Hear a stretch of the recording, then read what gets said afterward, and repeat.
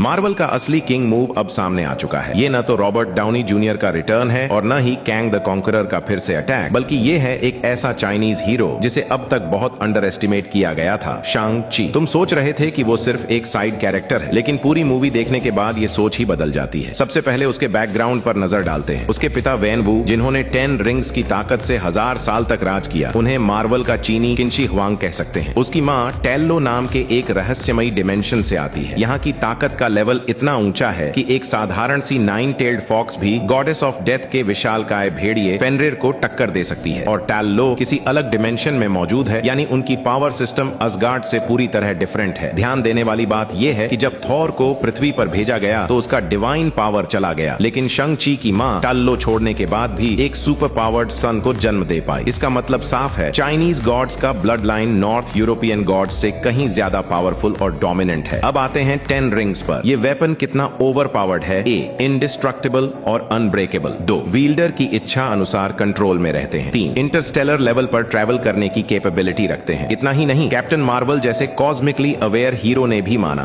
कि उसने ऐसा कुछ पहले कभी नहीं देखा। और डॉक्टर स्ट्रेंज ने भी साफ कहा, ये हथियार हजारों साल से एग्जिस्ट कर रहा है, लेकिन किसी नोन सिविलाइजेशन से बिलोंग नहीं करता। कुछ संकेत बताते हैं कि ये सेलेस्टियल्स से जुड़े हो सकते हैं, लेकिन मूवी में इसे ट्विस्ट किया गया। ये रिंग्स एक मिस्टीरियस ऑरेंज एनर्जी छोड़ती है जो टाल की मैजिक से जुड़ी हुई है। इसका मतलब हो सकता है कि ये किसी चाइनीज एंशिएंट गॉड का क्रिएशन है। शांग ची की ताकत सिर्फ रिंग्स तक सीमित नहीं है। उसकी आंटी ड्रैगन आर्मी कंट्रोल करती है और उसकी बहन ने 10 रिंग्स ऑर्गेनाइजेशन को संभाल लिया है। अब कंपैरिजन करो, थॉर एंड खुद की पावर प्लस एसगार्ड की बची खुची army, Doctor Strange and supreme sorcerer plus Kamar Taj Shang Chi and 10 rings plus dragon army fun global terrorist network. ऐसे सेटअप के साथ अगर शांग ची को एवेंजर्स 5 के सेंटर में रखा जाए तो कोई हैरानी नहीं होगी। और सबसे बड़ा क्लू है एंड क्रेडिट सीन, एक मिस्टीरियस एलियन सिग्नल जो 10 रिंग्स की इंटरडिमेंशनल प्रॉपर्टी से जुड़ा है। ये सीधा हिंट है आने वाले मल्टीवर्स क्राइसिस की। ध्यान रखो, टेल्लो खुद एक इंडिपेंडेंट डायमेंशन है। इसका मतलब शांग ची शायद मल्टीवर्स ट्रैवल की असली चाबी बन सकता है। आने वाले वॉर में जब सारे हीरोज हताश हो जाएंगे, तब मार्वल को यह दिखाने की जरूरत पड़ेगी कि असली डायमेंशन ब्रेकिंग पावर क्या होती है। और शांग ची